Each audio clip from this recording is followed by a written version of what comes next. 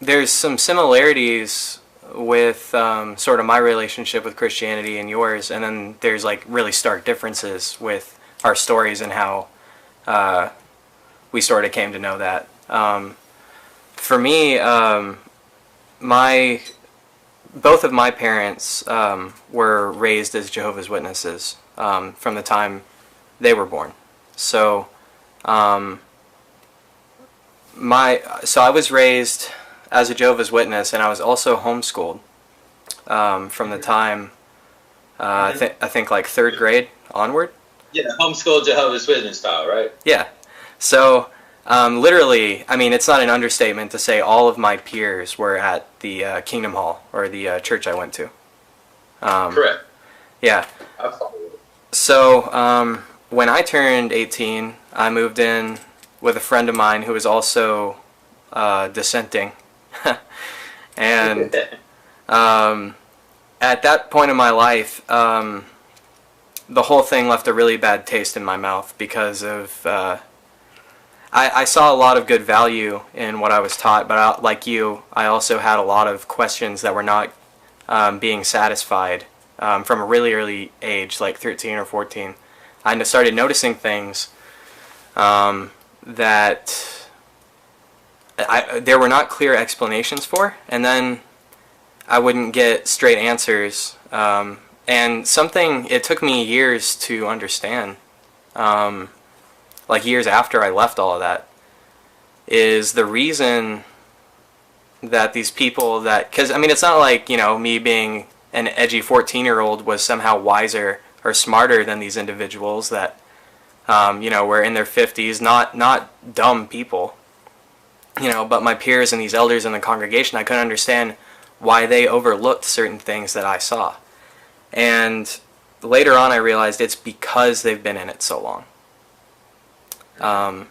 I was really fortunate to get away from it while I was young still, because, you know, if that's your entire peer group and you're 50 years old and that's all you've known your entire life, it's very hard to get out of a situation like that.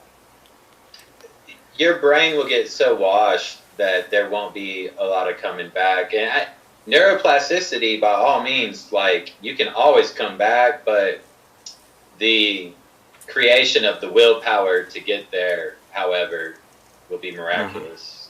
Mm-hmm. Yeah. So when after I moved out, Christianity in general had left a bad taste in my mouth. I was just your typical edgy atheist teenager, and yeah. I was really into sort of goth occult aesthetic, but I didn't believe in that sort of thing. I was definitely staunchly atheist. I was really into Dawkins. But I thought, you know what, fuck it. Like, I'm going to explore black magic and witchcraft and just see if I can get any sort of results with this sort of thing. Yeah. How'd that go for you? For a couple of years, I got hardly nothing. But, I mean, if you want to get into this, we can. But it's quite a rabbit hole in itself. I've had... I don't know.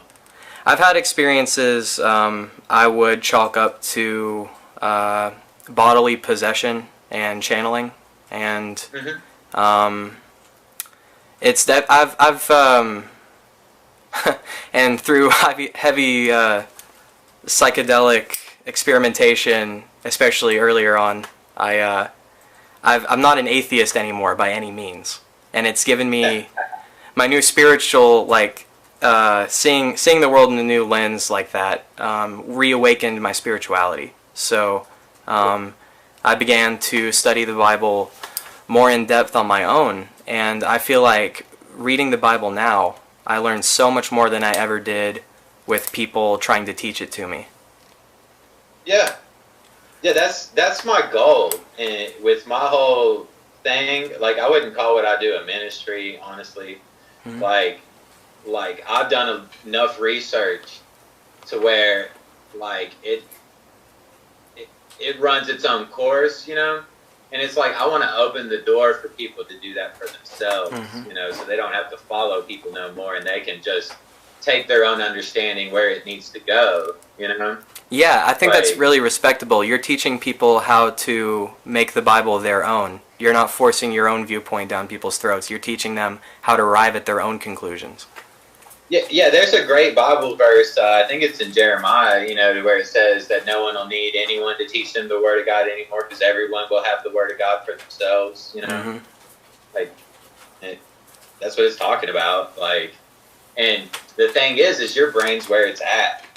Like, your personal subjective experience is unique to you. Your time, space, position in relationship to the universe is unique only to you, and it'll never belong to anybody else, Mm-hmm. you know?